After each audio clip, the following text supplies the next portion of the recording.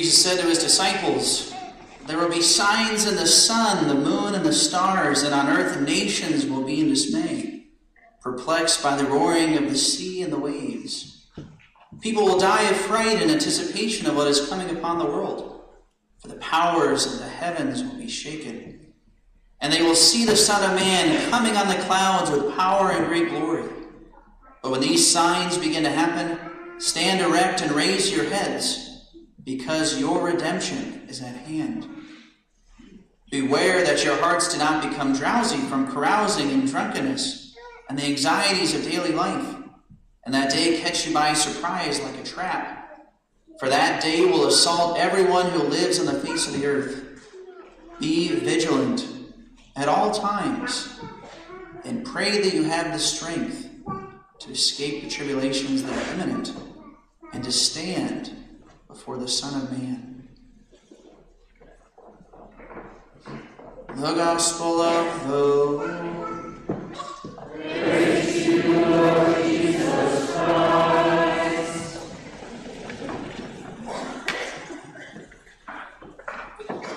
Catholic trivia question for everybody today.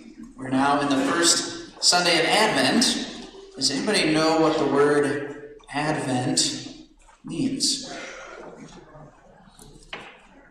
Advent means the coming. The coming. And so any of you who speak Spanish, right? Venir, right? To come, right? So Advent comes from the Latin word adventus, right? To come. So we're in the season of Advent when we reflect on and prepare ourselves for the comings of Christ, right? There's three different comings that happen, right? We have the coming in history, the incarnation. And so the church gives us, throughout the season of Advent, throughout the first readings, we hear about the prophets expecting, right, the coming of the Lord. Some of you might have the tradition in your family of having the Jesse tree. The Jesse tree basically traces the lineage of Jesse, who was the father of who? David, right? Jesse was David's father. The prophets were all expecting that when the Savior would come, right, he was going to be a descendant of David. Right? So like in the first reading today, we hear through the prophet Jeremiah that God is going to raise up a just shoot for David, a descendant of David, a shoot, or sometimes in the prophets it's called a branch. So the town of Nazareth, many scholars actually think, was actually named after these prophecies, because the word netzer in Hebrew means the branch. And so this branch from the stump of Jesse, right, or this shoot from the stump of Jesse, Nazareth was actually named after that word in Hebrew. So many scholars think. So you may wonder, maybe, for example, why did the parents of Jesus, why did they not live in Jerusalem? Or why did they not live in Bethlehem? It's because they were basically political enemies of King Herod. At the time of Jesus' birth, Herod was trying to pretend that he himself was the Messiah, the Savior. And so anybody who was of the royal lineage, aka Joseph, foster father of Jesus, would always be in great danger for his life. So he lived up in the north of Israel in a town called Nazareth, kind of like the equivalent of somebody in the U.S., a political person maybe fleeing to the backwoods of West Virginia or something like that. Right? That was the town of Nazareth. So we hear about these expectations about the first coming of Christ and the incarnation. And of course we hear about the second coming of Christ. We hear Jesus' words, right, warning us to be vigilant at all times. We don't know when he will be coming back. And then, of course, there's a third coming of Christ. So the coming in the incarnation, the coming at the end of time. And also when he comes among us through his church, in the sacraments, especially in the most holy Eucharist and into our souls. So Advent is a time of waiting and expectation and vigilance. Advent is similar to Lent in the sense that it is a time that is supposed to be set apart from the rest of the year. One of the beautiful things in our culture, right, is that our culture actually still maintains this feast of Christmas. So many of the Christian feasts of old, right, our culture has replaced. But we still have the feast of Christmas and the time leading up to it, right? The time of expectation. And it's a great opportunity for us to ask ourselves every year what we are going to be doing to prepare for the coming of Christ.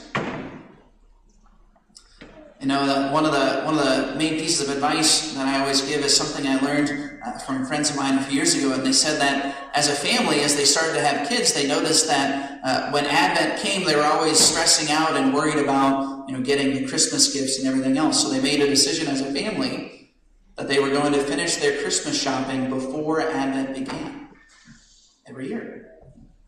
So here we are, we're only on the first day of Advent, so maybe you want to make that decision that you're going to get all your Christmas shopping done before next Sunday, so that you can be relieved of the stress of that preparation.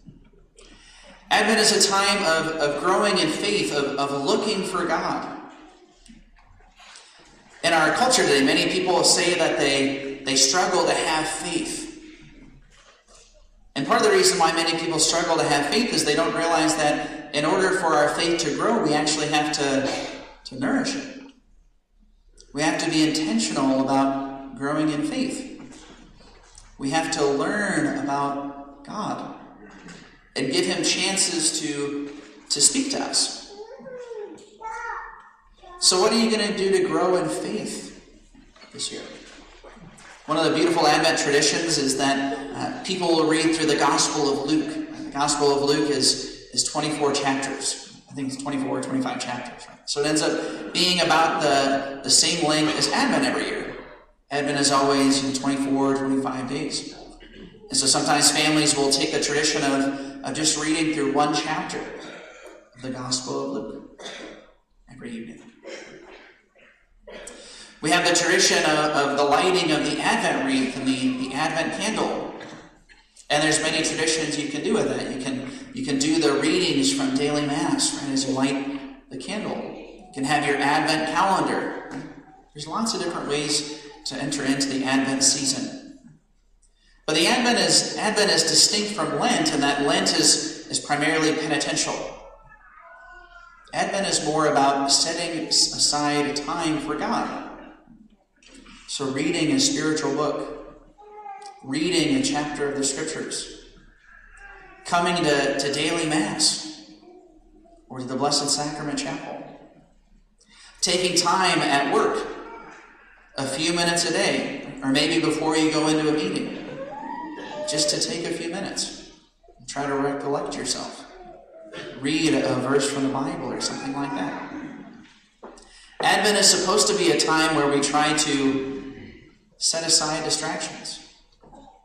We try to slow down, simplify our lives. That's the irony of our current culture today. As we all know, right, Advent ends up being one of the busiest times of the year. But we have to work hard to fight against that tendency. And to figure out ways that you are going to make Advent different. And it's not just going to be about the hustle and the bustle. How are you going to invite God into your life this Advent? How are you going to nourish your faith this Advent season? Christ tells us in the Gospel, beware that your hearts do not become drowsy. Be vigilant and pray that you have the strength to stand before the Son of Man when He comes.